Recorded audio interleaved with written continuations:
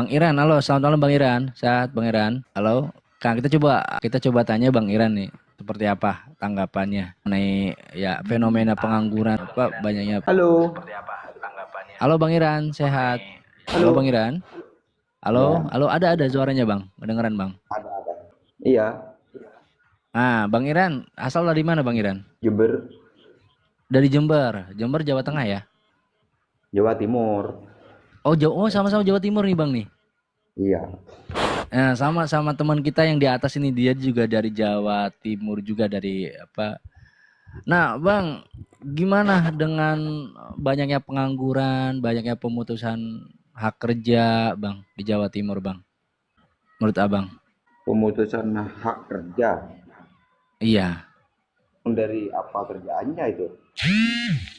Iya, tapi kan sekarang banyak nih pabrik-pabrik yang maaf yang akhirnya mereka gulung tikar sehingga harus merumahkan ke apa karyawannya gitu. Nah, kira-kira menurut Abang gimana nih? Kalau di apa namanya ya di pabrik itu kan Hmm, tergantung dari antara pemasukan sama pengeluaran itu. Oke. Termasuk antara pemasukan atau pengeluaran. Itu kan kalau udah di PHK kemungkinan kan otomatis nggak apa namanya kinerjanya kurang semangat. Terus secara dari apa namanya bisa kurang bertanggung jawab, bisa Oke. memang mengurangi karyawan karena penghasilan pabrik-pabrik produk tuh mengurangi ya gitu. Oke. Berarti dari berbagai macam faktor ya Bang ya, dari internalnya sendiri yaitu si pekerjanya, ada juga dari eksternalnya. Kalau kita ngelihat dari sisi kita selaku pekerja ya Bang ya, ada juga dari eksternalnya itu dari segi biaya produksi dan sebagainya ya Bang ya. Sehingga efisiensi gitu ya Pak ya. Iya, iya, banyak faktor ya. Oke. Nah, gimana menurut tanggapannya Bang? Ini buat Abang Kopi Susu nih. Nah, selain berarti kan dari internal juga tadi Bang. Mungkin kita maaf ya, katakanlah integritasnya kurang Bang ya, seperti itu ya Bang ya. Iya. Sehingga itu berefek ke pekerjaannya juga. Nah, tapi fenomena yang terjadi di Abang Kopi Susu ini sebenarnya gimana, Bang? Karena apa, Bang? Pemutusan kerjanya, Bang? Ya, mungkin karena kemasukannya kurang.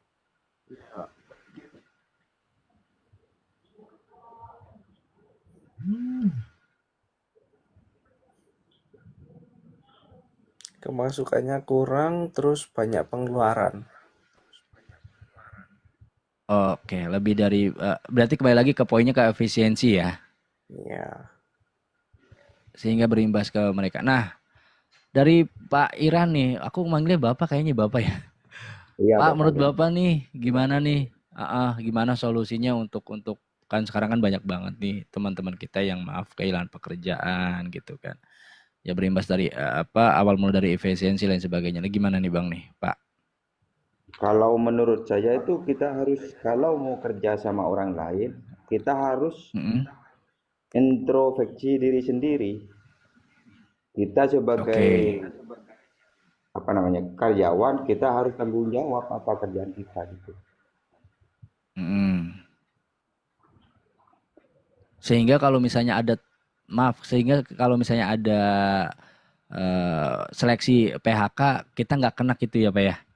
Iya, nggak kena, kita nggak kena, terus apa namanya bisa menghasilkan sama pabrik kan gitu. Oke.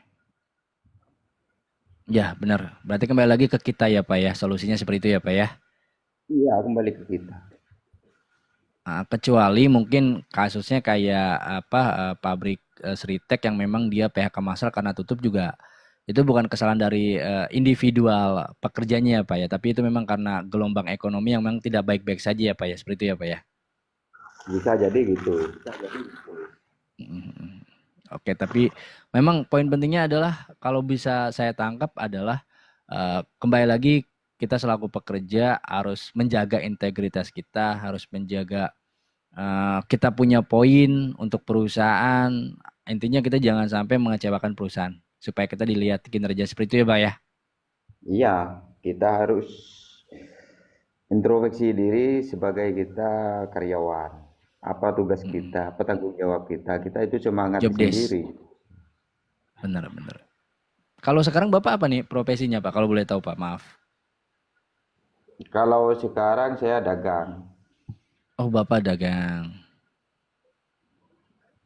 Oke, dagang. Artinya Bapak juga, maaf, Bapak juga memang dulu pernah maksudnya gini. Dulu pernah bekerja di orang atau gimana Pak? Boleh kasih tipsnya dong Pak buat kami Pak. Kalau saya itu kerja sama orang udah, Udah pernah. mengerjakan orang udah. Itu. Nah itu Jadi tipsnya gimana Pak? Selaku Bapak nih kerja sama orang dulu deh. Kita poin A dulu deh. Gimana tipsnya Bapak? Selama Bapak bekerja sama orang, apa yang harus kita lakukan untuk menjaga integritas Pak? ya kita Karena itu juga butuh yang masukan dari tadi Bapak kita nih. harus kita sebagai karyawan harus semangat sendiri. Apa tanggung jawab kita gitu. Oke. Nanti kan dibaca sama Oke. yang atasan kita, gimana kerja saya kan gitu. Nanti kan yang nilai kan nanti kan atasan kita sendiri kan gitu. Supaya tidak ada Benar. seleksi karyawan gitu. Oke. Nah kalau sekarang kan Bapak owner nih. Artinya Bapak punya karyawan nih.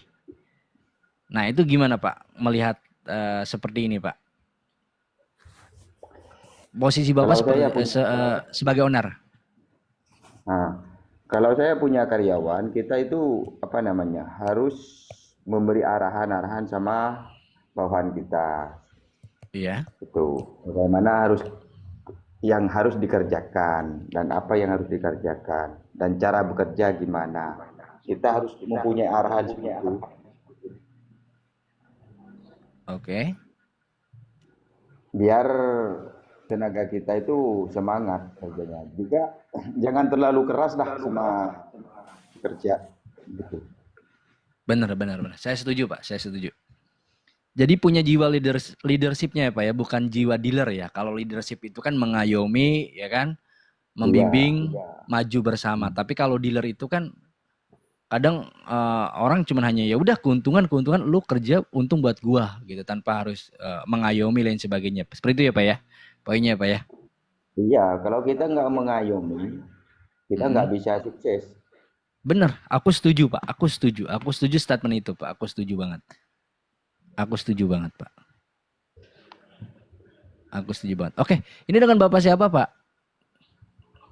Toha nih sayang. Oh Bapak Toha. Bapak Toha salam kenal Pak Toha ya. Kenal balik.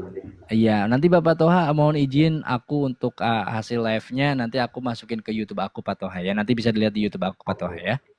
Oke. Oke. Pak Toha pesan-pesan dong buat Gen Z, jiwa muda, apalagi kini kalau kita lihat ya Pak ya, Gen Z ini kan maaf ya gampang banget tantrum kalau kerja teh, beneran nggak Pak? Maksudnya gini, dibentak dikit baper. Jadi apa ya? Ketahanan mentalnya beda sama generasi dulu. Nah, gini Pak Toha gimana nih menurut maksudnya nasihat buat Gen Z nih Pak Toha nih? Melihat fenomena seperti ini Pak Toha.